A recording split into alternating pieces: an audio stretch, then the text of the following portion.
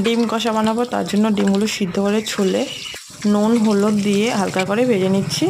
কড়াইতে সাদা তেল দিয়েছি, 3টা তেজপাতা দিয়েছি, অল্প কালো জিরা দিয়েছি।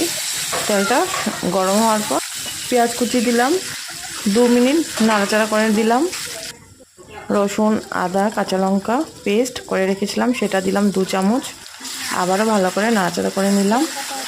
মশলাটা হওয়ার পর তারপর পেস্ট করে রাখা পেঁয়াজগুলো দিলাম, আবার অল্প সময় কষিয়ে নিলাম।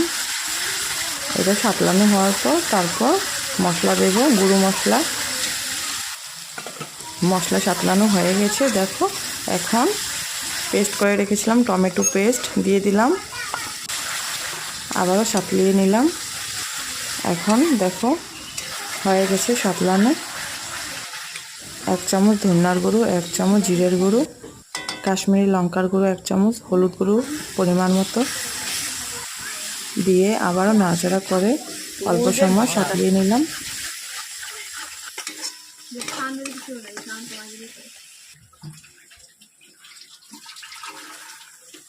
সাতলানো হয়ে গেছে।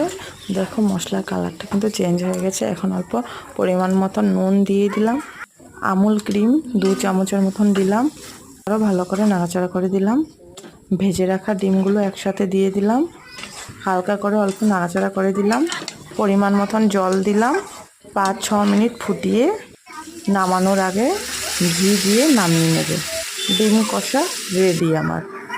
গ্রেভি বানাবো, অতটা ঝোল রাখবো না। গরম ভাতের সাথে দারুণ লাগে খেতে। তোমরাও চাইলে একবার ট্রাই করে দেখতে পারো রেসিপিটা। ভালো থাকো, সুস্থ থাকো। আমার এই রেসিপিটা তোমাদের কেমন লাগলো অবশ্যই জানিয়ে যেও।